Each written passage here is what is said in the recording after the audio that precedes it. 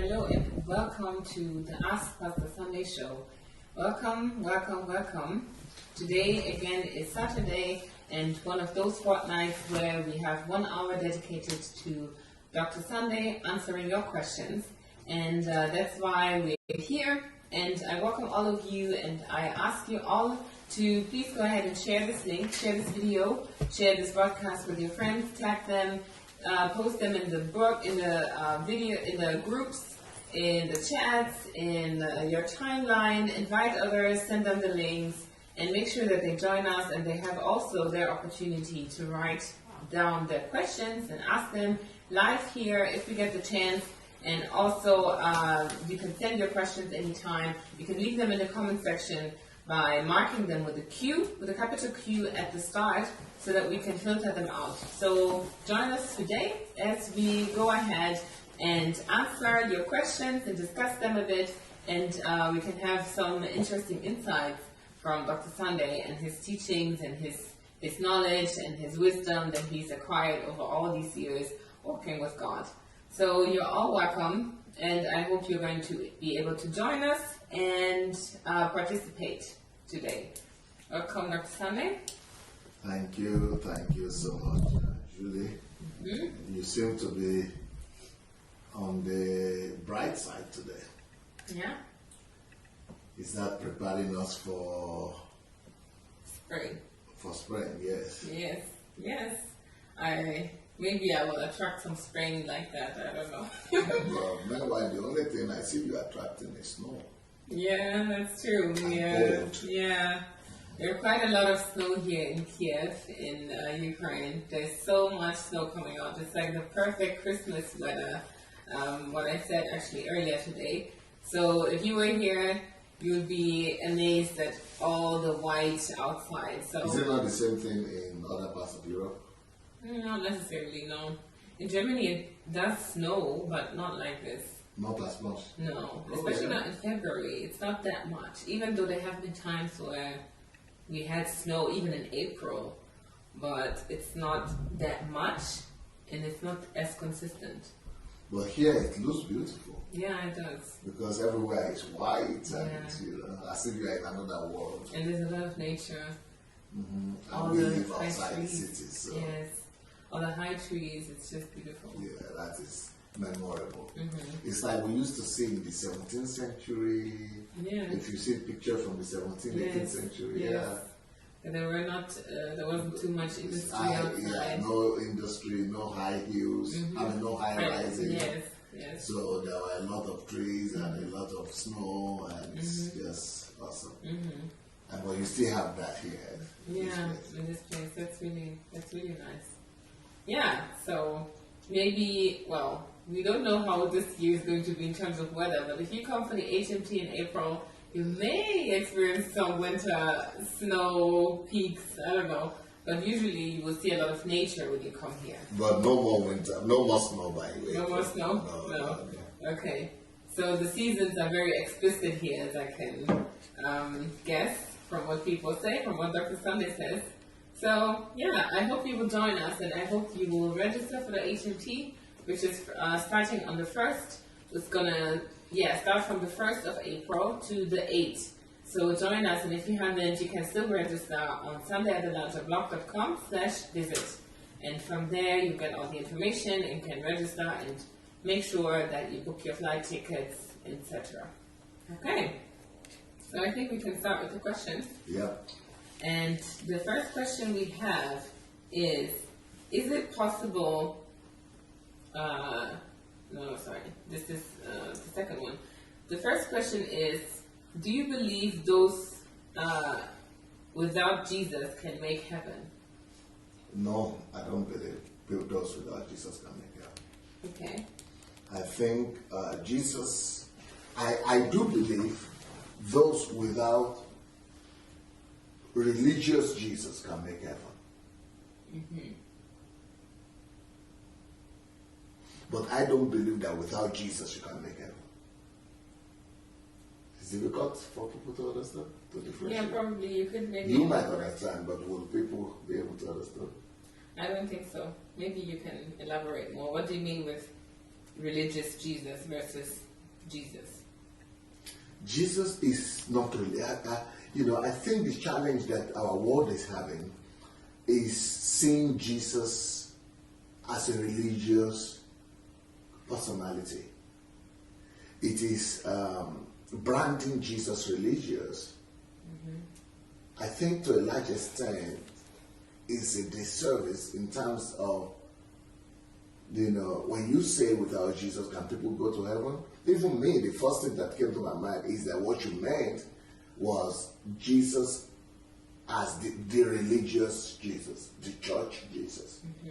So what I mean that, that one is, we all know what it means by religious Jesus. That is the religious the Jesus that everybody in religion knows. The Jesus that people connect with Christianity. Yes. But somebody might not know that Jesus, the religious Jesus, yet know Jesus. If somebody would know and embrace and live for love, that is Jesus. God is love.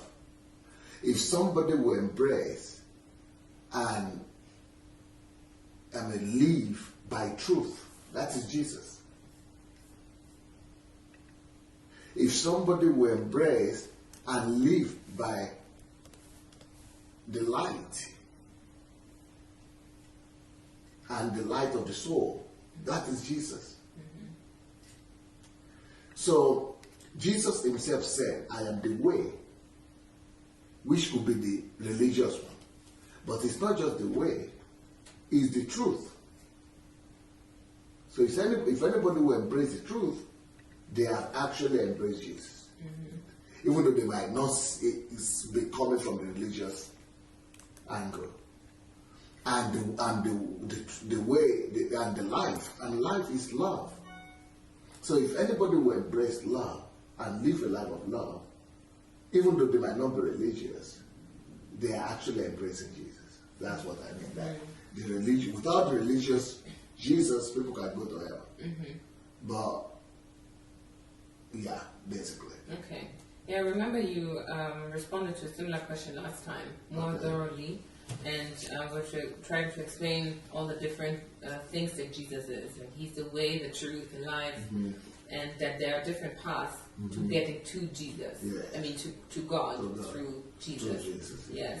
So I think you should watch that previous episode as well. The last the last Ask Dr. Sunday show, because Dr. Sunday was speaking about this very thoroughly last time and explaining quite explicitly what is meant by Jesus being the way, the truth, and the life, and how one gets to God through either of these possibilities or definitions of Jesus.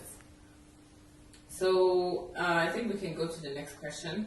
And the next question is, how does one get to the right church? Is Dr. Kumuyi fake too?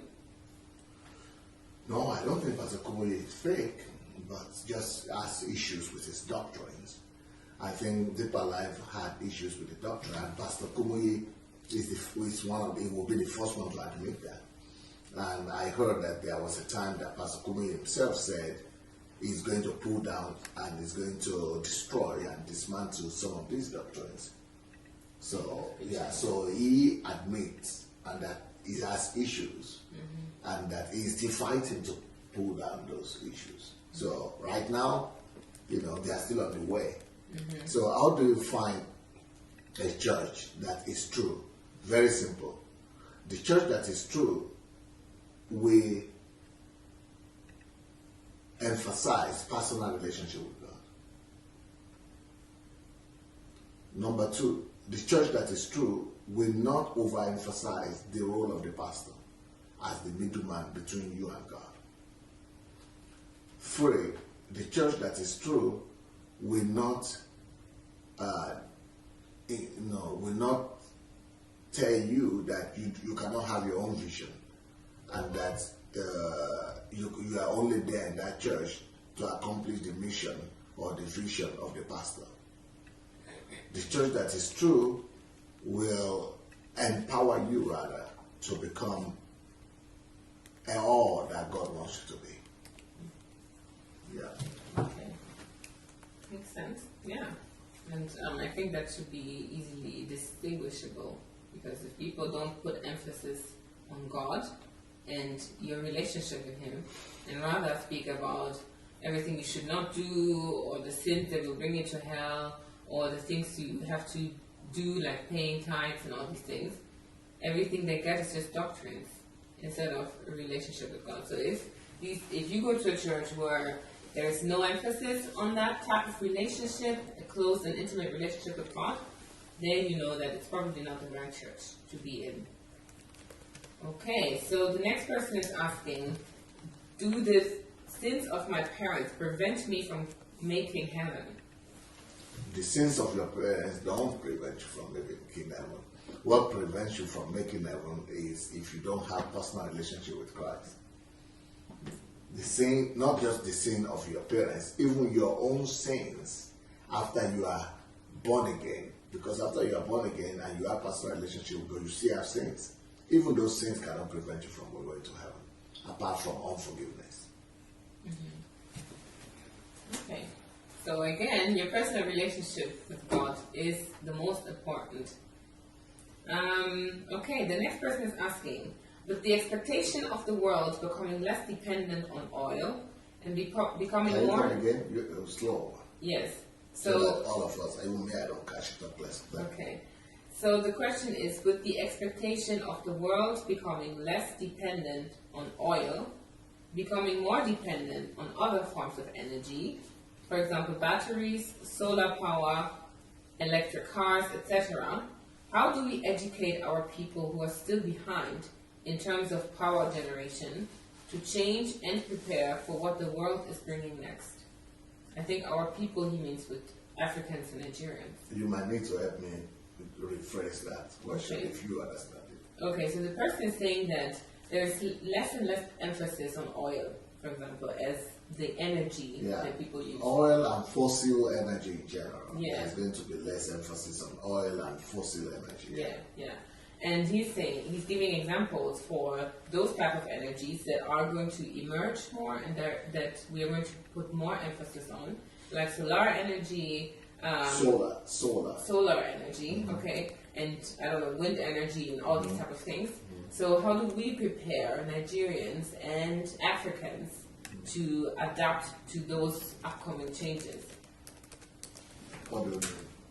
So how do we prepare them so that they become progressive instead of, when it comes to innovation and how to bring progress in their own societies, to put emphasis on those emerging energy sources? Because what I don't understand in this question is it talking about preparing Africans, our people, Nigerians, or governments? No, I think he's talking about people, not the government. But is there... Because if it is the people that we need to prepare, the people don't provide the energy. The people just consume the energy. So what I would think is a concern is for the African countries to move fast enough to introduce these alternative energies so that they don't get left behind. Okay. And so that the government of Nigeria, for example, that is producing fossil and oil energy, so that they will also be ready to be less dependent on oil and begin to adapt and invent other forms of energy, so that when they keep on depending on oil and nobody is buying the oil, the country will not come to bankruptcy. That is where I see this kind of question making sense. Okay. But for the people don't care what is the source of energy. They just want to have electricity in their homes. If somebody is in his house, he just wants to put on the switch. The only thing they know is the switch. They don't care where it comes from. It is the company, the providers, that know where it comes from. We have hydroelectricity and all that kind of electricity that people don't even know which one, where is it coming from. People don't care where it's coming from. Yeah. I don't know if. Yeah, I understand that. I can also imagine that this person was specifically referring to the books that you're writing, especially because you're empowering people to be very innovative and to not wait on the government and to have, use the resources that they have to bring forth something based on their environments and everything. So I was thinking that he would go into that direction to say, you know what, instead of waiting for the government, maybe you try to do something that you can present even to the government if you have an idea or an innovation, so that you can have... I or any individual, you mean? Yes. So that you can have... Yes, I or any individual? Any individual. So that we can help make... we can help encourage the government, but also everybody else, like through campaigns and all these things that you were suggesting, to bring change in a country or in a continent. Well, if you go to my page, my Facebook page, you will see these pictures, this article. Hello? You see this article.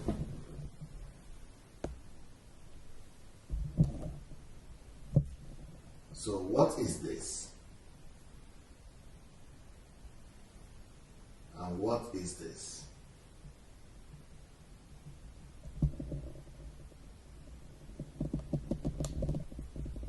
Okay.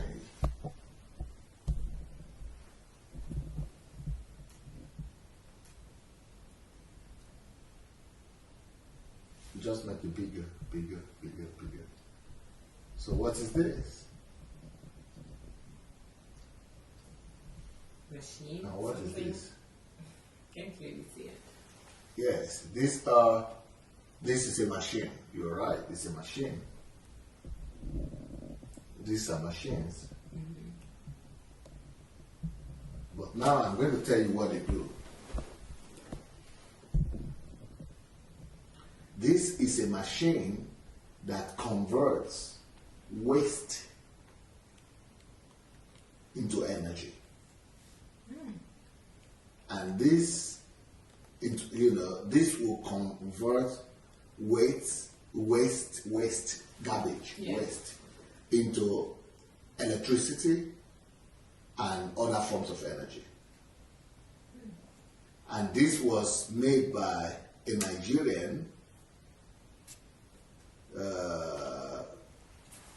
from the Laboratory of Creative E-Machines, Nigeria. So new design. So for this, for $4,000, every family could produce their own electricity. And this is produced in Nigeria. So this $4,000 will make you to, this all your garbage, instead of you taking it out, you just be putting them in and it will be turning into electricity for you. Wow. Or to petrol. It's called Mbangwe C12. Mbangwe C12. Anybody who is interested in this could go to my Facebook page, the personal page. Let me see if I can share it to the public page now. It would be interesting to know how much garbage has to be used for that. Yes, how much garbage has to be used for that, right? I've not shared it on my public. I think maybe I will get somebody to share it on my public page. But it's just on my private page right now. It was shared yesterday, 12 hours ago. I shared it 12 hours ago from Karo Kanye Akamone's Facebook page. So, yeah. So Nigerians are actually, innovative, and there are a number of innovations like this. This is not the only one, but this is just the one I shared yesterday. There are a lot of innovations like this that are coming out of Nigeria, but because they don't have the exposure, and the sponsorship, and they don't have the industry already, like General Motors and things like that, so they don't want to sell it out to the West, so that they don't get lost, and then Nigeria will still remain in darkness. They just want to produce a result for the country. So, and I know at least 3 to 5 people who have different kind of machines to do alternative energy. I know one like that too, that converts water into electricity. Wow. Wow. So there's some up and coming things. Yeah, innovators from Nigeria. Yes. Oh, that's beautiful. So I'm definitely excited to see those results, and I am sure the person who asked that question is too.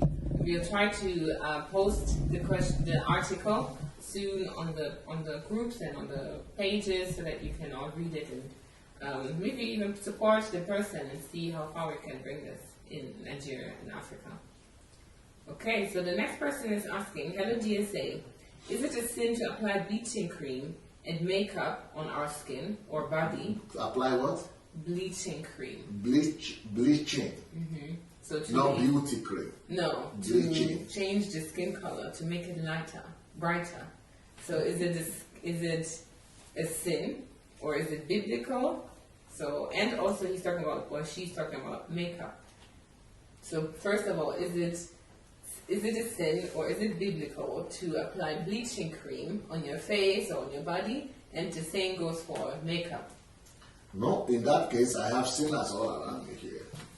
One of them is the one you are listening to right now. Because I think that lip, she was not born with this kind of lip. I don't think so.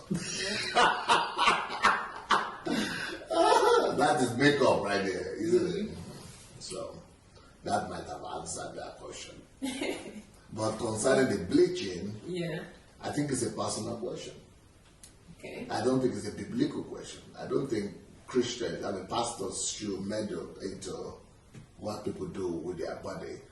I think it's more of a medical question or of a pharmaceutical question. Mm-hmm. So I think, people who want to know should they bleach or not should rather ask their not their pastors, but their doctors and their beauticians and cosmetologists, so that they will tell them if that is safe for their body or not, for their health. The only concern I might have about it, not because I'm a pastor, the only concern I will have about it will be because of the health hazards that it could attract. Yeah. So, but pastors shouldn't have their nose, putting their nose in anybody's life business. Personal lives, with what people do with their body, sense of cream, what cream people will use. So pastors should be recommending creams to people. No, I don't think it's not pastor's job. Mm-hmm. Mm-hmm. Yeah, I think the person here is also referring to if it is biblical to change your appearance, because bleaching is basically changing something permanently. I don't look at it like that. I don't look at it like that. Mm-hmm. I look at it as improving what you got, what God gave you. The same thing like cosmetics do. Mm-hmm. So you did cosmetics now. Mm-hmm. Probably, if you are without cosmetics, maybe you look more pale or dull. Mm-hmm. But the cosmetics could, awaken, quicken, and make alive, put finishing touch. Like me now, even me right now, the one you are in the seat, where they sit here. I have a question for somebody. I'm actually thinking of getting to ask some of my members in the church if they have some skin treatment for me, because I'm getting old. What I discovered with my old age is that, I used to shave, and when I shave, I never used to have any trace of blackness or the skin color change when I was younger, because it was not visible. But now, as I'm getting close, you will notice that my face, and especially my chin area, is not quite as smooth as your own, if you have noticed. Yeah, I noticed that. I think that is a problem. So even me, I will not mind.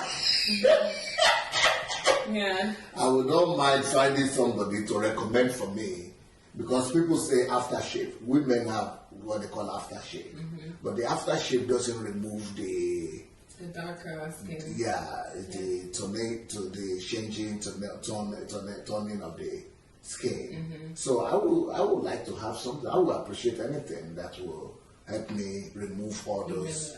Because right now I have about 5 colors in this face. This face alone, the one you are seeing here. If you come closer, you might be in trouble. It's a little bit of catastrophe right here, but because people are used to me, so it might not bother them. But if you are saying it for the first time, you might not want to bring your child close. So instead of that, I would rather at least make it more palatable. So that at least a human being might be able to, they will not feel any irritation when they are looking at the man. Okay. And then again, it's a good example actually to say that this is the personal preference, because not everybody is doing that. And some people are saying it's fine, some people are saying I don't like it, some people... What particular thing? Your example, for instance. That you some have people different... say it's fine? Yeah, some people don't mind it. I know my father has also used to shave and everything, and he also had like the darker skin around the chin area, but he just leaves it like that. And it doesn't look bad, it's just... I don't think he likes it, I think he doesn't just take it serious. Yeah, just like some people don't take serious to put makeup on their faces, or, I don't know, use bleaching cream or something like that. So, I can see that, yes, it is definitely a personal preference, and that it doesn't have anything to do with biblical or not. Well, I'm just going to use the opportunity to ask anybody down there if there is any beautician or cosmetologist or whatever there that knows anything that could be used to smoothen out these colors all over my face. Me, I prefer to have it. Okay. So if you know anybody. So I'm not like your dad in that sense. We have different tastes. Yes, yes. That's true. Yeah, so if you know anybody and you are watching, let us know. To recommend? Yeah, let us know. You can actually always message Dr. Sunday directly. Like you can just send him an email at pastor@godembassy. If you're a beautician or you know someone, you can help. Pastor Facebook Messenger. Or Facebook Messenger, exactly. Sunday Adelaja, or even to the page, to the official Facebook page. You can also send an email, a message, and recommend what or who you think would be suitable to properly consult. You know, when I was working for the TV station, and when they would invite me to go and do TV shows, they used to cream me up. Yes, yes, they do that. Yeah. So sometimes you might think that I have green. Is it green you call it? Green? They call it in Ukraine, the Russian language, it says green. Green is the thing they use to powder up. Yeah. Powder up the people before the show. Yes. So when you see me on TV sometimes, official, you might think I was just born. Yes. That's true. But the problem with that is that when I want to remove my shirt, it touches the face sometimes. Oh. Yeah. So we have all kind of plasters all everywhere. You have to go and wash immediately. So it's removed, it's going off. Oh, yeah. But I don't know for the ladies how they are coping. Because if I need to do that thing every day, I think I might just have given up for some time. Yeah, I think people are just wired. Some people are just wired to do it. Even amongst ladies, they are not. Some people give up. Yeah. I'm someone who I don't like to put makeup on every day. I think it's too exhausting, and I try to therefore just keep my face very clean, so I don't have to use anything. So that I'm still satisfied with my own skin, at least for me. Yeah, I'm not saying that other people are not satisfied, but I'm just saying for me. Just the hassle is too much. But obviously you still have to present yourself and you want to look good and just feel comfortable. So there are ways to do it. Sometimes you have creams only, sometimes just a little powder. One of the problems that I had when I used to appear on TV and they put things on my face, I always forget. So I just do like this all the time. Yeah. I do like this all the time. Then Then I mess up the shirt, the clothes, everything. So I then wonder, what is holding off the hands of the ladies? Don't you feel some scratches on your, or somewhere you want to scratch sometimes? Because it happens to me. So I don't know why that doesn't happen to women. Because if it happens, why is it that you don't just rub everything all over your body like a shower? Because that's what I would have done. No. It's training in itself. You have to train. Not to react to the... Even itching feeling? Yeah, sometimes I had to force myself either too, because I'm someone, I just like to touch my face if I have to, but I also realize that. So either you use your nails and you maybe do just something like this, or you take a tissue with your finger, or you just endure it. Well, nobody gave me that master class. I didn't take that class. So I was just messing up everywhere. Especially my clothes suffer for those things. Yeah. That's the sacrifices you do for beauty. It's just the way it is. Ah, that's interesting. Okay. So the next person is asking, DSA, are you saying vacation is not a good thing? Please explain. Because that is the only time. Vacation. Because that is the only time I can actually rest all year round. You explain that question to me and the philosophy behind it. Yeah. I guess you have an idea. Yes, I do. So this person, I think she was, or he is referring to something you were talking recently about vacation. I think it was even during the Dear Dr. Sunday show. Because I have a book that says that labor is better than favor. Yes. And vacation. No. No. You were saying that vacation. Work is better than vacation. Yes. And labor better than favor. So the person is saying, are you saying that vacation is not a good thing? Because vacation is something that many people just have very seldom throughout the year. So once they have vacation... Well, there is a book here. I think it was, show it. So the book is called Work is Better Than Vacation. Yeah. And labor better than favor. So now that question would make sense. Yes. But also, because we were asking you specifically if you like to watch soccer and all these different things where people will say this is what they use to rest. And then we went over to also discuss vacation and saying that this is also something you would not do or you don't do very often. And so the person was thinking that vacation in itself is not a good thing. So wants to know, is it something that you're thinking is a waste of time?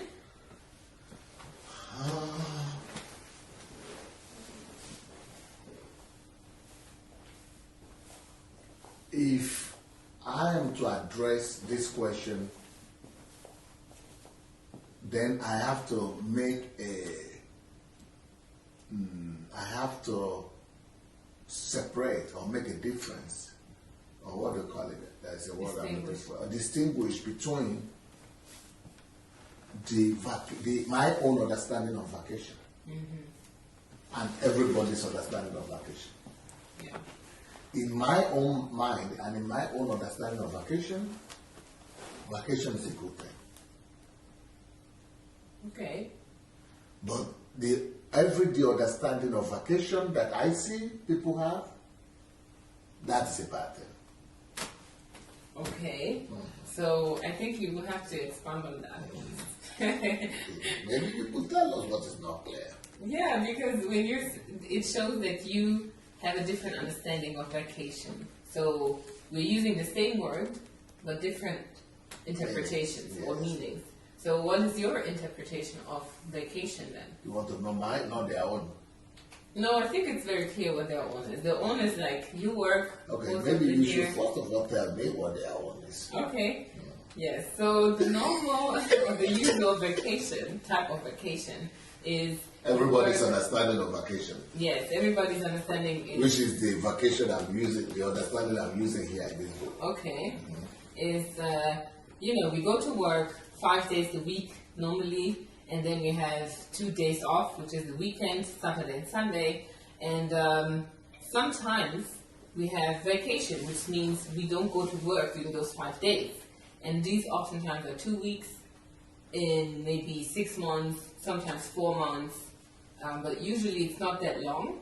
And this is the time where you don't go to work and you have the weekend at your disposal. And you go to do something completely, well, you just go to rest. You go to have vacation, you travel, you enjoy life, you go to have some time at the beach where you have sunbaths, you go to some theme parks, you spend time with your family abroad, you have massages, you just have someone who takes care of you, and for you to have a way to release stress and to forget about work. So this is something that people think is important, just to revitalize as well, and then to go back to work and continue the usual schedule. Yes, you are right. That is the one I don't want. Okay. That's the one I said is bad. Okay. So what's your question now? So what is your understanding of vacation then? Okay. My own understanding of vacation is a time that you take off from your everyday routine, from your work, from the thing you do normally. And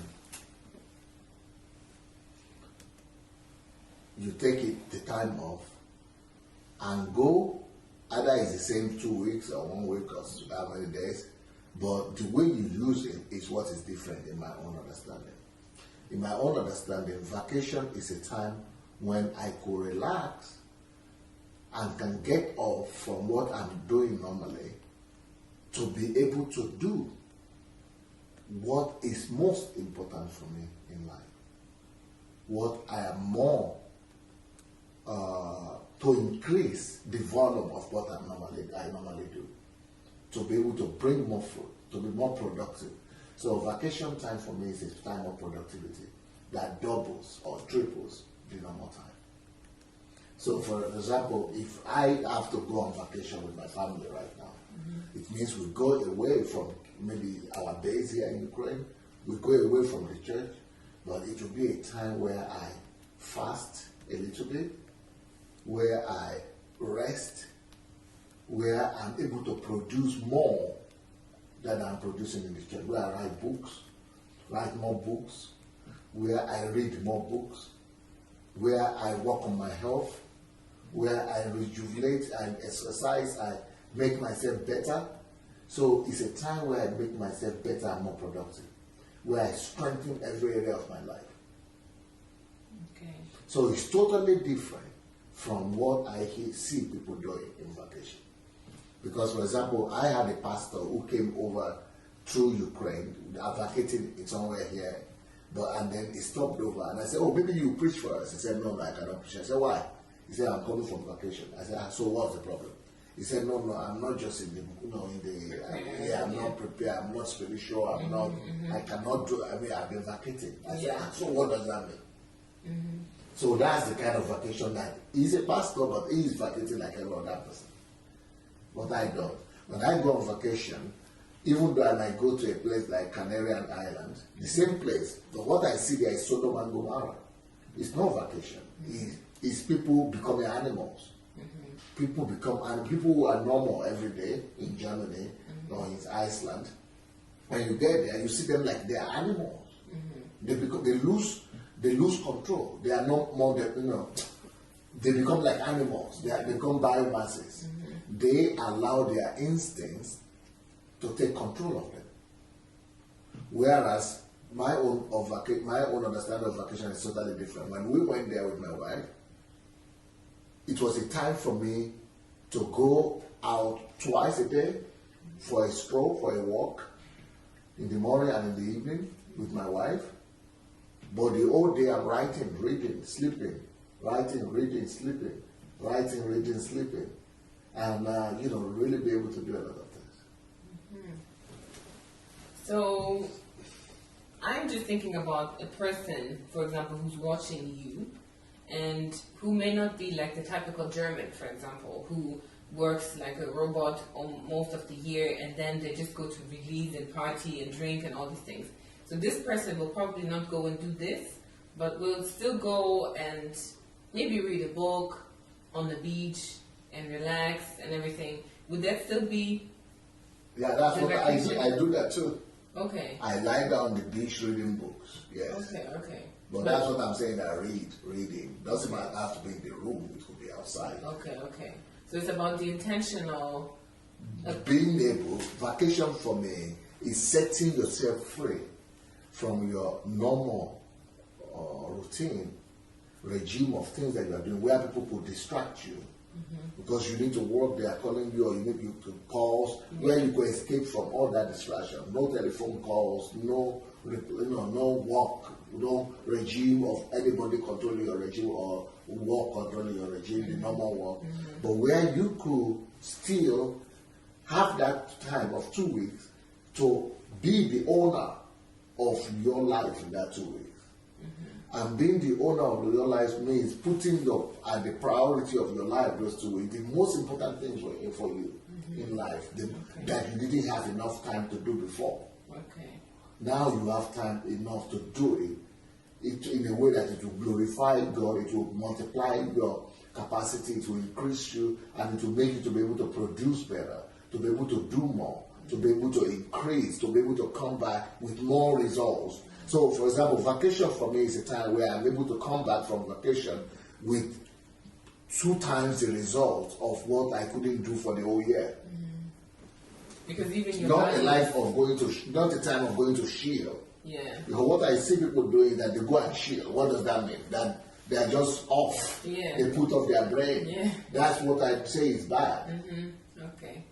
That's the time to put on your brain now, not according to the way it was just by automatic Uncle Sam, controlled by Uncle Sam, but now you are the one in charge to now use that opportunity to do solitude, for example, to use that time to read more, to use that time to strengthen your health, to restore your health, to read that time to, project into your future and come out with some things, to produce things that you won't have had time to produce. To use that time, for example, to finish series of teachings, series of books you needed to read, to make yourself a better person. That's what, not chilling, not going to just walk around and just doing nothing with your life. Yeah. Okay. I see. So vacation is not something bad in itself, depending on your interpretation of it, or at least from Dr. Sunday's interpretation of it, because the question was addressed to him. So I guess that was very thorough and also very visually well explained. So I think the person knows what you mean now. Yeah. And so, what comes out of that? Well, what comes out of that is, I guess the person has to choose. That's Pastor Sunday's lifestyle. Well, I think it makes sense. I think everyone has to first of all look at their own lives and see how am I actually living my life and what type of vacation will be appropriate for me. How can I use my vacation time to be that focused person and add value to myself? So we have to know first of all what is our own goals, what are our visions. Because oftentimes we just go to vacation to forget everything, to just not even think about goals or whatever, to just relax, just put everything off. Well, that is what is bad. Yeah. So that's becoming animal. Not just drinking is animal. You become an animal when you put off your brain. Yeah. Yeah. So, yeah. The instincts take over. Yeah. So. And anybody that is being ruled by instinct is an animal. Men are not created to be ruled by instinct. Yeah. Yeah, I think we have to just reassess the way we do vacation and what vacation means to us, and in regards to also understanding the use of time and where we want to be after going to vacation, especially because we use vacation to escape what we're generally doing. So maybe we should use vacation to not just escape because we will go back, but we should maybe plan to get out permanently, like working to get out of Uncle Sam. So we don't need to seek vacation as a relief system anymore. Yeah, because the reason why I could think like this is because I'm not running away from any Uncle Sam. Yeah. I'm doing what I'm already doing, only I have some distractions in between. So I just get rid of those distractions to be more productive. That's all. Yeah. But people who have sold their lives to Uncle Sam, they are slaves all through the year. Yeah. And since they are slaves, they don't belong to themselves. They have been in captivity. It's like a wild animal that is released from the cage. So they want to just go wild. That is the animal. Animalism. That is the world system. That is what the world system has defined for people. Yeah. Because the world system has put them in a cage that is called Uncle Sam, or that is called working for survival, working for money. So they have been slaves of money all year long. So vacation for them is their only time they have for themselves in the year. That is horrific, horrible lifestyle. Yeah. That is, a lifestyle that no human being should go in. But the whole system of the world, that's the way it's set up. That nobody is complaining anymore because everybody is living like that. But no human being should be put to that demeaning situation whereby they have to run from their life to escape on weekends or yeah. Yeah, that's true. I agree with that. I don't know if That's why I wrote that book, Uncle Sam. Yeah. Let's have the book, What Some Working for Exam. So when I say work is better than vacation in this book, what I'm talking about is that when you are working for your vision, when you are not this is not job is better than vacation, but work. And for me, work is defined as what you do to accomplish your purpose, what you do living in your promised land. What you do on your own promised land, in your own territory, giving glory to God and fulfilling your calling. That is better than vacation. Yeah. So when you go to a vacation, you will even double and increase the work rate. Yeah, that would make sense, yeah. Yes. Because vacation won't be an escape route anymore. No, it's a time to redouble. Yes. And refine. Yes. Yes. But if you have been under the captivity of Uncle Sam, that's why I wrote this book, Stop Working for Uncle Sam. You first of all need to learn the tricks and the wisdom to get yourself free from Uncle Sam and become human again and become the owner of your life again. Then work will be better than vacation for you. Yeah. So get those books. Maybe the person who asked the question, these will help you to stop working for Uncle Sam first, and then move on to work is better than vacation and labor better than favor. You can get the books on Amazon. You can also get them on okadabooks.com, and you can also get them through contacting us at dsasbooks@gmail.com, and we can give you also the information of Chioma if she hasn't put her details in the comment section below if you're in Nigeria, and you can get them from her there if you are in Nigeria. So email us at dsasbooks@gmail.com. Okay, the next person is asking, DSA, is God a dictator? Isn't it true that he created us without our consent? Who told him to create us? And creating us in this fragile body, prone to diseases, without any spare parts. Even cars have readily available parts. That isn't fair, is it? Please, I need your perspective on this. God didn't create you. God created only two people, Adam and Eve. If your father and mother had not slept with each other, you would not be here, my brother. So you ask them, why did they bring you here? Then to say God is a dictator, everything proves the opposite. God is not a dictator because the fact that we all take our decisions on a daily basis, God has given us the power to take decisions. And God has given us the power of free will. That is exactly the proof that God is not a dictator. So what about a person, let's say the person asking this is a product of a woman who was raped, for example. Yes. Or an accident, Yes. people say, when they say, oh, we didn't plan to have a child, and all of a sudden. So how is that for these people? Because they didn't plan to have these children. Okay. God only did one thing. God gave everybody the possibility. He only provided for women the possibility to have and or not to have.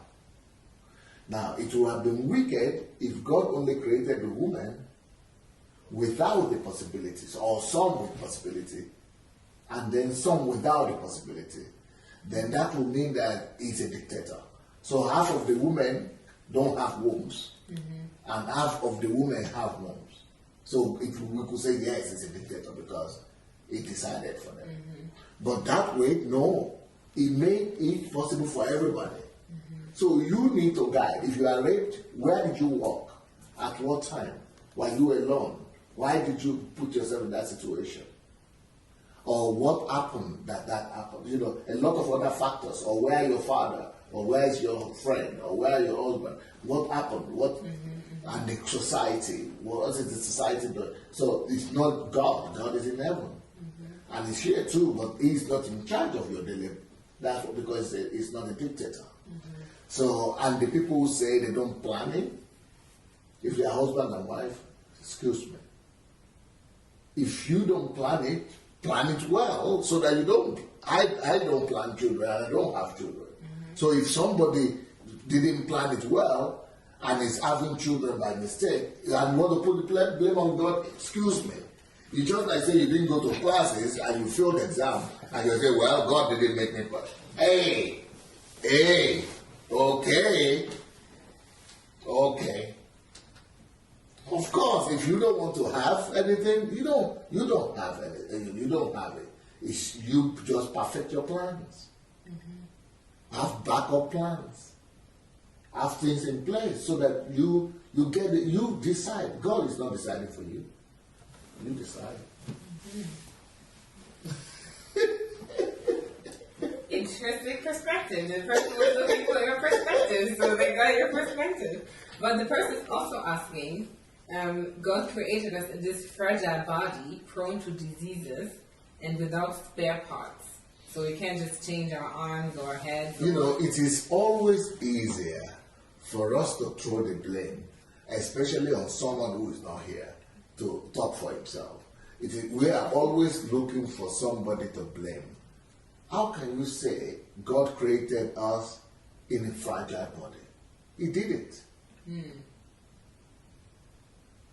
He created us in a perfect body that didn't need spare parts. So that's why when God created man, he said it was good after he looked at him. So God created everything perfect.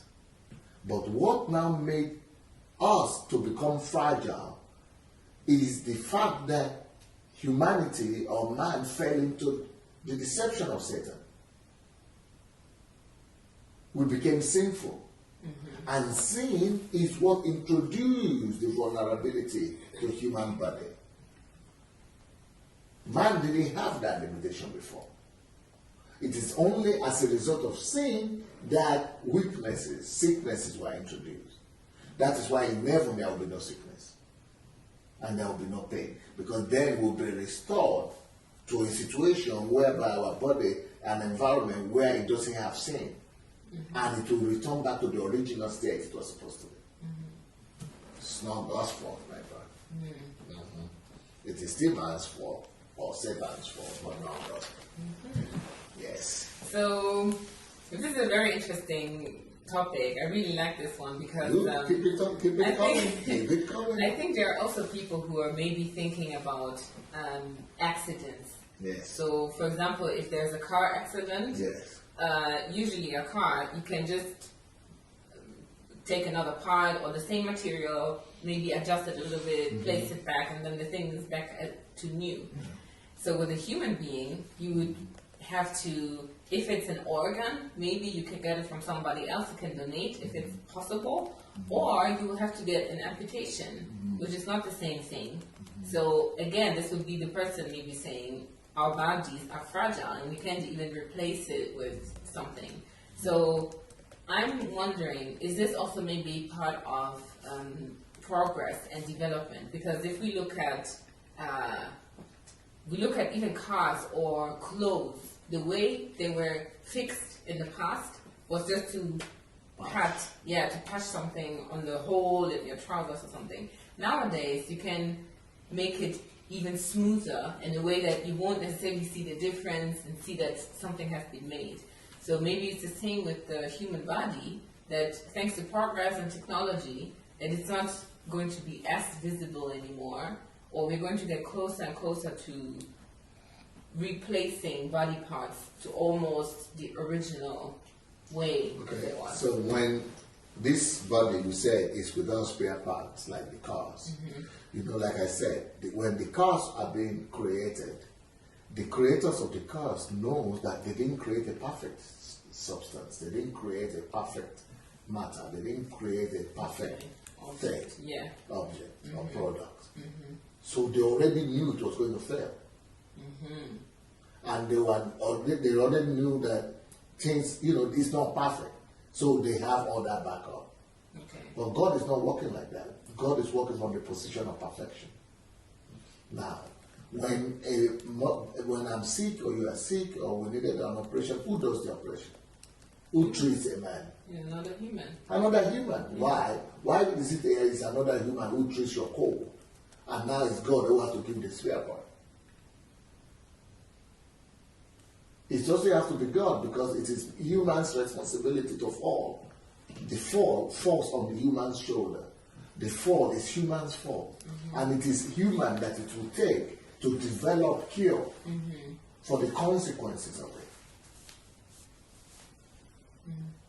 So if it is human that will treat your cold, it is also human that must advance and progress enough to learn how to treat any kind of deformity that comes to the man. Wow. Okay. That makes a lot of sense. I mean, if we go back to have the holistical view and not just go by the situation, and you understand It is who's always safer for you to have a holistic view. Yeah. Wow, okay. So I guess the person got the response here. Always go back to who's responsible for what and why.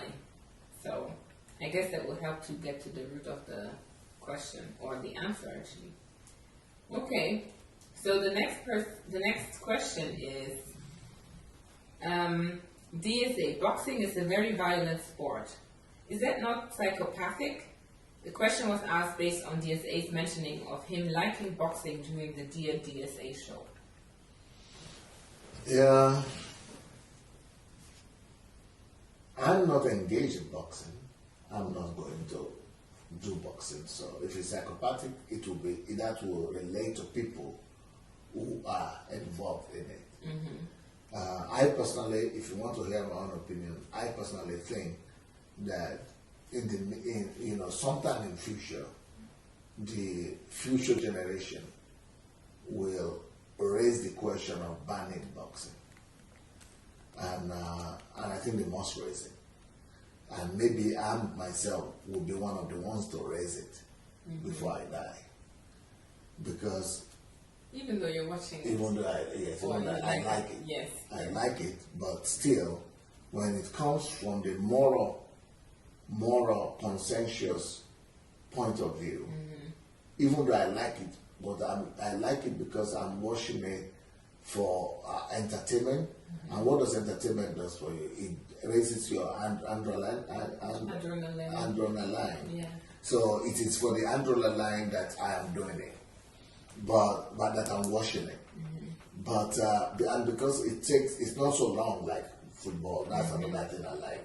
So it's shorter for me. Yeah. So and I like the strategy. It involves strategy. It involves endurance. So I like the virtues of endurance, of strategy, of escape, of planning, of strategy.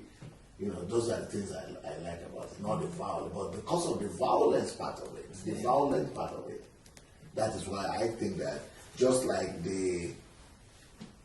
what do you call this thing in Rome?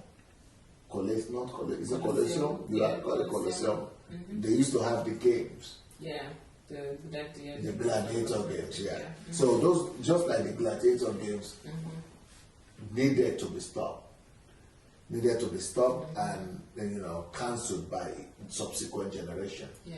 So I think that eventually this boxing as a sport it will be challenged by the subsequent generation to come. Even if this generation doesn't raise the topic, the next generation of people will see it as violent and inappropriate. I think it is It is not supposed to be as an entertainment, and it is too violent in that sense. So I agree. But watching it, I don't think qualifies everybody as a psychopath. I think, even engaging in it, if it's like a sport, it might not even qualify somebody to be psychopath as well. Because most of the times when they are doing it as they have rules to it. Yeah. They don't, most of the boxers, they are not allowed to box outside, to fight outside. And it's not just boxing, all these combative sports, like karate, taekwondo, all those things. I think, some of them might need to be reviewed or banned because it inflicts pain on people, just for that. Yeah. But I don't think it qualifies for psychopathic. Because if it's psychopathic, then they'll be doing it outside the ring as well, where there are no rules. Yeah, this would be quite on an individual basis as well. Okay. Thank you for that answer. The next person is saying, what's your take on Christianity? If you understand the question, maybe you will help me and help him. I just understand what's written there. I don't know. It's quite plain, just what's your take on Christianity. I think the person may refer to Christianity as a religion and just seeing it as a religion itself, and is it the right one, or that's what I would think. Well, I think when I get the clarification, I'll be ready to answer. Yeah, maybe the person can be a bit more specific. You can ask the question again, send it either to pastor@sundayadelajablog.com, pastor@sundayadelajablog.com, or you can also just write it in the comments now with the Q at the or the prayers you want to present to. Okay. And then take your clothes and things that you would normally use on a daily basis to keep yourself. Okay. Pretty straightforward. The next person is asking, do you watch news?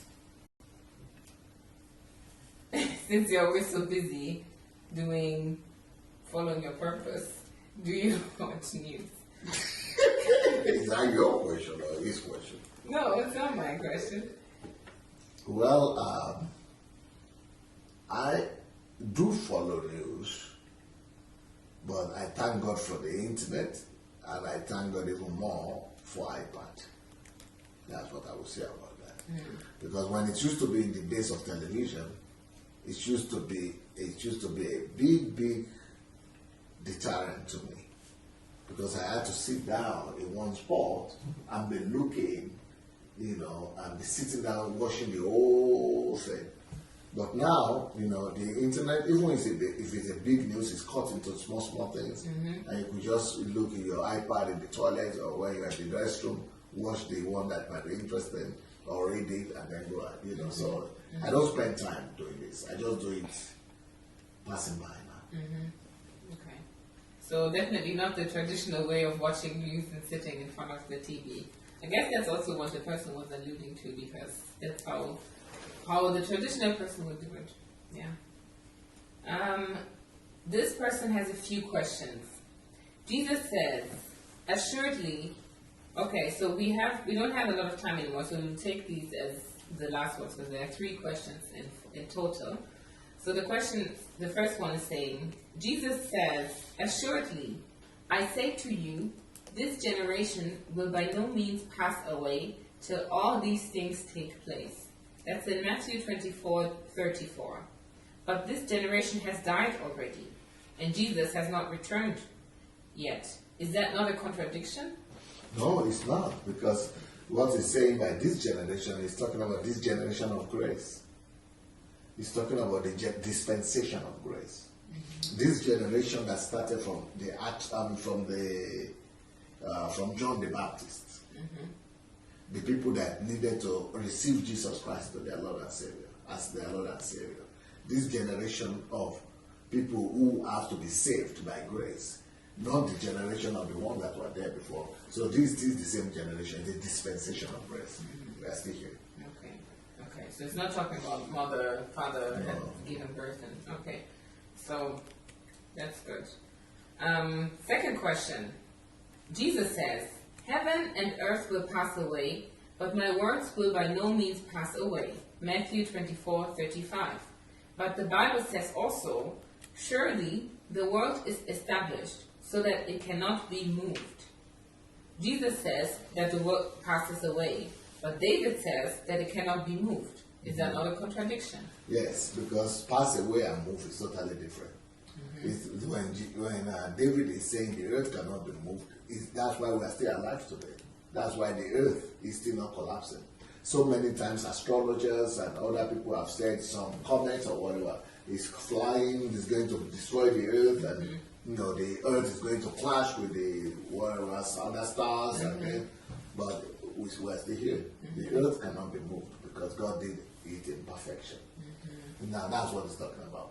But when he talks about the earth passing away, he's talking about having the beginning and having the end. That is when it is allowed by the person who created it. So it's just like time limit is over. So, but for that time limit, when the earth is still functional, if it's not the creator that's going to put a stop to it, it cannot be moved. Okay. So it will be moved based on when the creator says. It's not going to be moved. Sorry, not moved, but it will pass away. Yeah, it's going to finish when the time limit for the earth is over. Yeah. Then this sinful earth will pass away to be consumed in fire, and another earth will emerge. Okay. I see. Okay, so the last question the person is asking here is, why do you eat meat and you are not vegetarian? Do not mix, because the Bible says, do not mix with wine bibbers or with glutinous eaters of meat. White Bibles. White bibbers. Okay. And that's in Proverbs 23:20. So is that not a contradiction? That what? Why don't I eat meat? Yeah. Why do you eat meat and are not a vegetarian based on this Bible verse?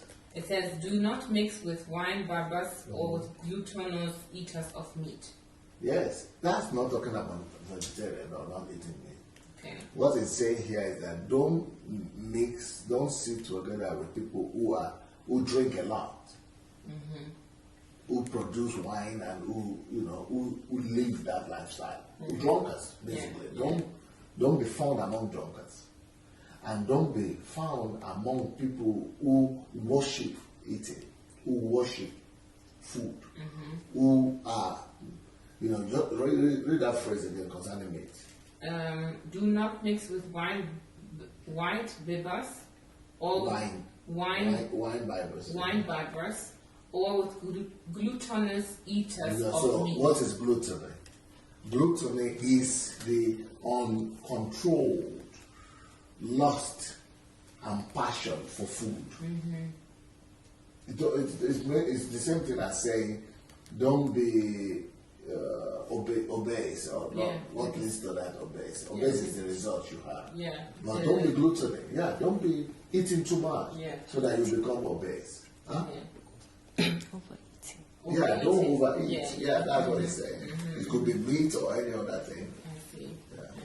Okay. So it's not saying go eat vegetable. Yeah. And it's also, what I'm just also looking at here is, if you say don't be among them, it means don't join them in their activity. Yeah. Okay. And also the Bible tells us in Genesis that meat and vegetable, everything is made for our consumption. Yeah.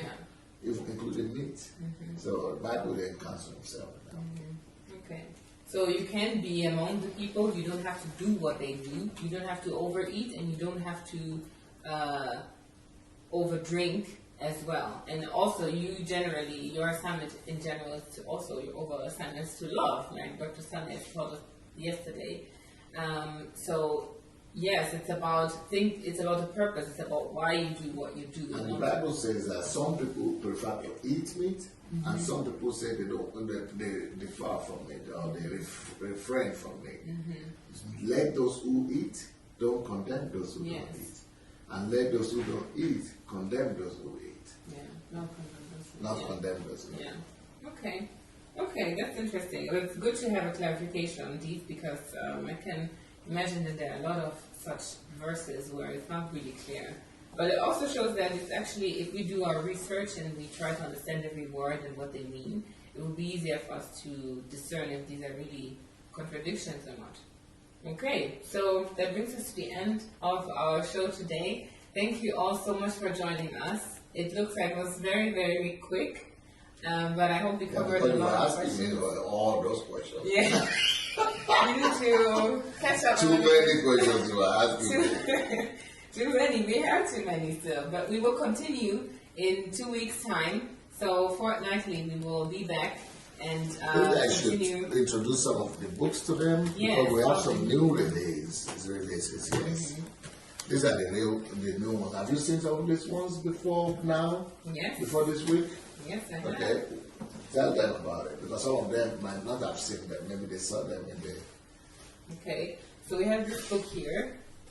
It's called Your Greatness is Proportional to Your Trials, Crises, and Tribulations. Yes, your greatness is proportional. What does that mean, proportional? It is. It is equal. It is equal to the level. Your greatness is equal to the level of trials, crises, and tribulations that you are able to overcome and endure. Yeah, I'm asking the question because it may sound like a contradiction, actually. That it's equal, what does that mean? And then it can be daunting as well, because everyone wants to be great. And if they know that it depends on how much crisis you've had, maybe not everyone wants to be great after all. Okay, then the thing is that you will still not escape. God gives everybody a chance for greatness because He sends trials, problems, and crises to everybody's lives. But we run away from them. Yes. What I'm trying to say in this book is that when you run away from your crises, challenges, and trials, you're actually running away from your greatness. Okay. So when you embrace them and you fight against the trials and you resist you fight against the crisis and you are able to overcome all the trials and tribulations, that builds your muscles. And when you now have bigger muscles, you will be a bigger man. That's your greatness. Your stature is increased. So these are like trainings that equip you to get where you need to go. Yeah, to maximize all the things in you. Okay, so the next book is Read Yourself. Some people might have thought that you are all okay. What? The next book is Read Yourself of Shallow-Mindedness. Read yourself of shallow-mindedness. Yes. Create solutions for your world.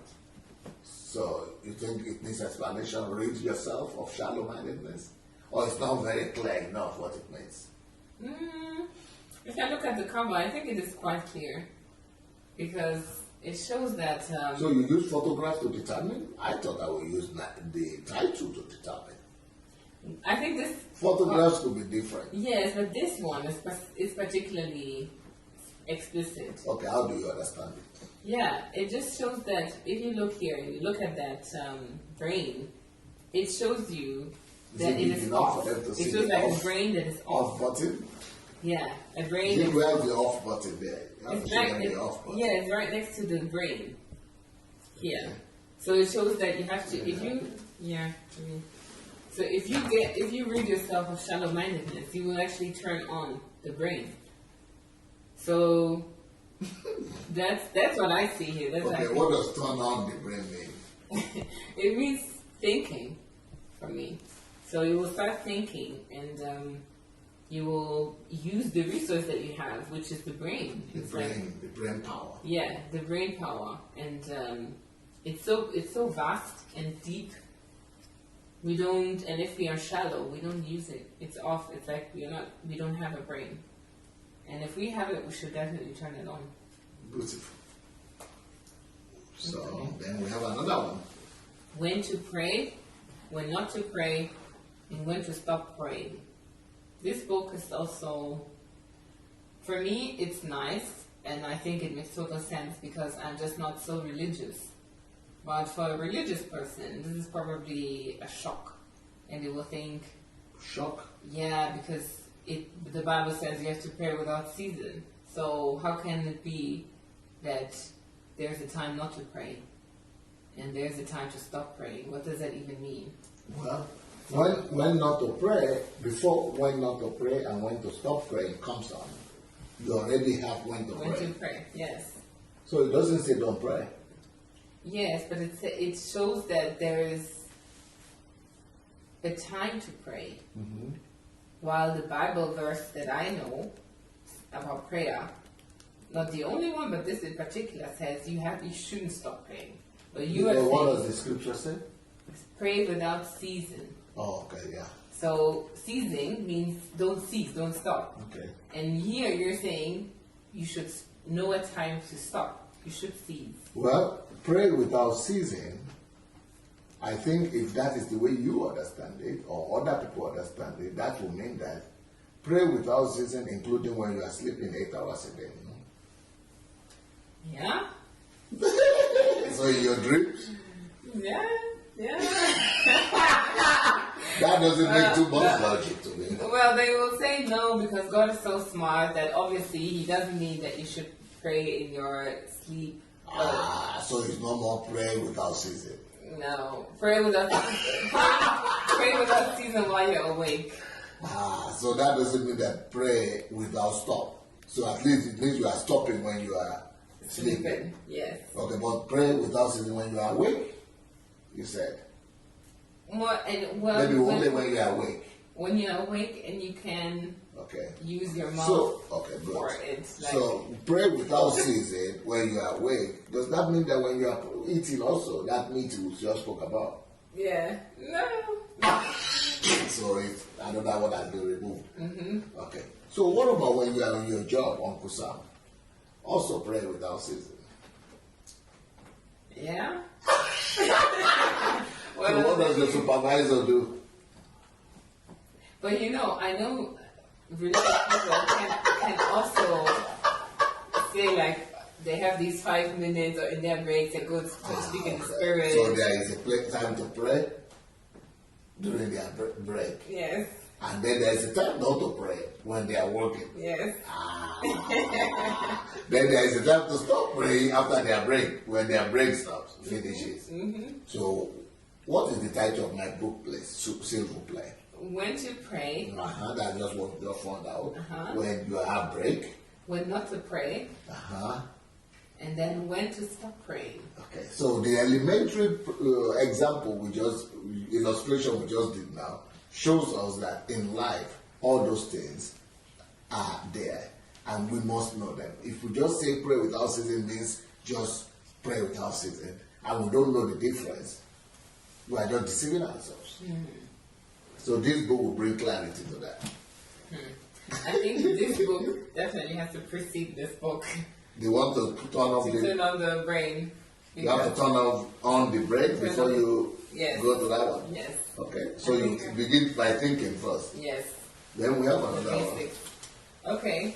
Then we have how to keep your focus. This one is an older one. It's an older book that you've already written.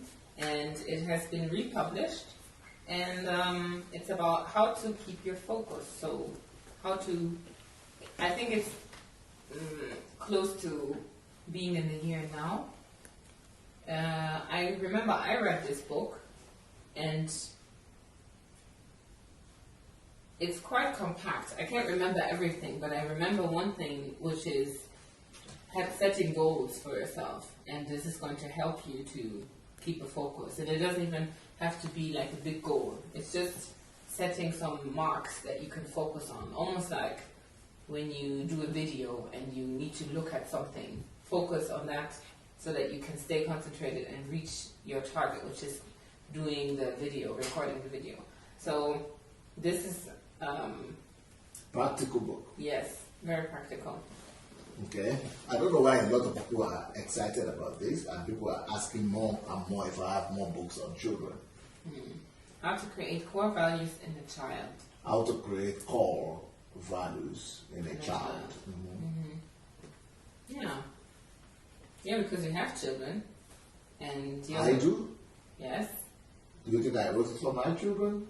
No, but I think you wrote it because you have children, and because your children are quite different than most other people and most other people's children, and so people want to know, like, how is it that your children are the way they are so bold, are so knowledgeable, and Pearl, for example, has already written books in her teenage years, more than 10 books, yes.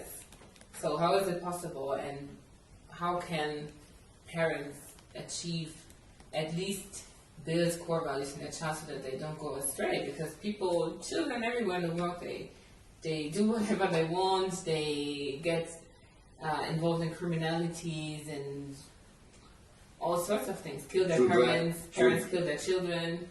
Children are mama's headache. Yes, big mama's headache. Mama's headache. Yes. Mommy's headache. Mommy's, yes. And the other way around too. So everyone just gets on each other's nerves. So how do we remedy? Like, how do we avoid? Yeah, this is just the first of my many books. I have up to 10 books on children. Oh, okay. I'm going to tell my team now that we should pay attention to all the books on the family, and we should. I think Victor and Anu can help us do that. So all the books, like just soon this year, we'll be able to translate all the books. Okay. Yeah. Well.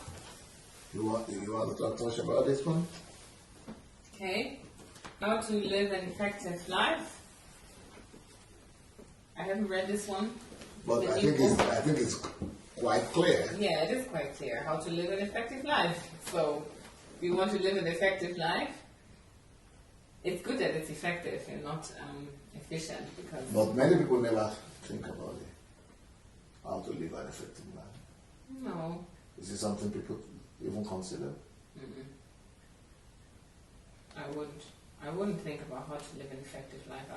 People maybe think about how to do something effectively, like how to work effectively, or how to have an effective relationship, or something on a smaller scale. But the whole life effectively, maybe it's not even meant to be effective all the time. Sometimes life is just meant to be live and going with the flow. So this is a very good challenge for people to learn that you can actually live an effective life. And an effective life to me is a life that hits the mark, just like we have in the photo. Yeah. It hits the mark. Yeah. No, I understand. Yes, that is the target. Yeah. All the time. Nice. Okay. We have other books there. Yeah. It's similar. It looks similar, but it's not.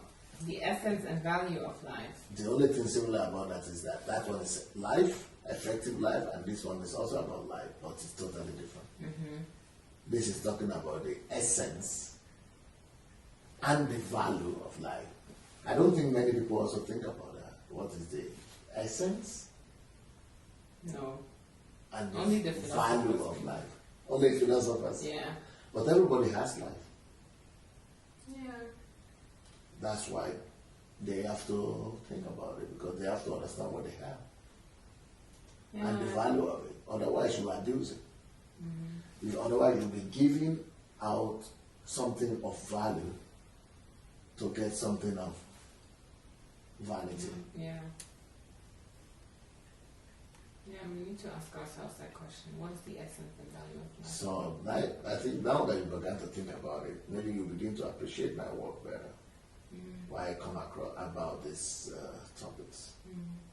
Because people don't think about it. Yeah. Okay, so we have another book here. It's called Discovering the Purpose and Calling of Nations. This is about nations, and that they have also a purpose. Every Also nation has a interesting. purpose. Yeah. I think you should invite Pastor Anu because I know you're ready. Can you invite him to come and do? A review on the book? Yeah, maybe this week. Yeah. Maybe not. Maybe yes. Yeah. I think so. For this book, I really want us to do a review on it. Okay. Yeah, so we also have the law of difference. I hear that all the time from you. That Well, I've been hearing it quite often from you, the law of difference, that it's important because you're teaching about people love. don't know difference. Yeah, and to know that people are different for a reason and that we should embrace the Celebrate diversity. people's differences. Yeah, that we have.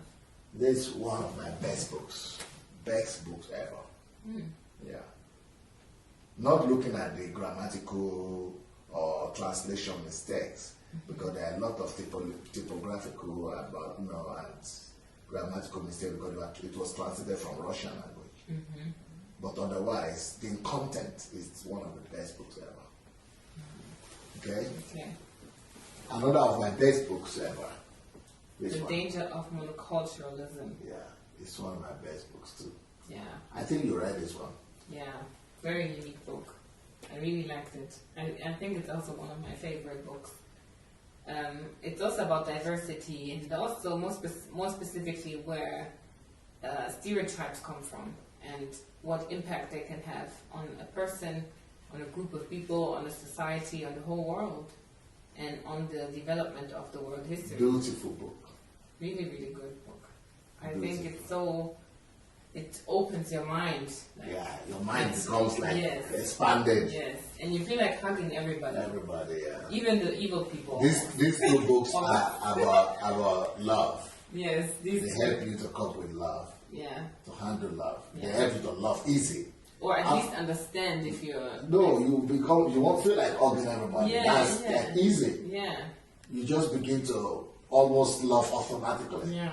Just Because I was thinking about Hitler and the Yeah. Germans and everything. Of course, you don't want to go and just hug Hitler, but at least you start to you understand yeah, where where it it's comes coming from. from. Yeah. And then, This one is one of my most important books. a visionless life is a meaningless life. A visionless life is a meaningless life. I need somebody to come and do this one too because this is a very important book to me. We have someone coming. Very important book. Absolutely mind blowing. Yeah. So I can't wait. I can't wait to see somebody do that. Yeah. How Africans brought civilization to Europe. Yeah, I think that's a must read for just any black-skinned person, really, at least. People need to know where they're coming from. Yeah. We've not. Did you have anybody do it? The review? I have to check. I'm not sure. I think I have someone, but I have to double check. Okay. Then, I am a person. Am I a personality? Yeah. Challenging book. Also, yeah, challenging. I can imagine that. Yeah. Well, I guess that's all for today. Yes, so thank you all for joining us again, and we'll be back in 2 weeks and then fortnightly. So leave your questions in the, send us your questions to pastor@sunday@adelajablog.com if we haven't asked them for you here, and we will make sure to ask them. So join us again. We'll announce it again as well next time. Sorry that we didn't do it this time, but you can also watch the replay and share it with other people who are not here today. Maybe their question was answered if you know, and we'll see you next time. Thank you so much. Peace. Bye-bye.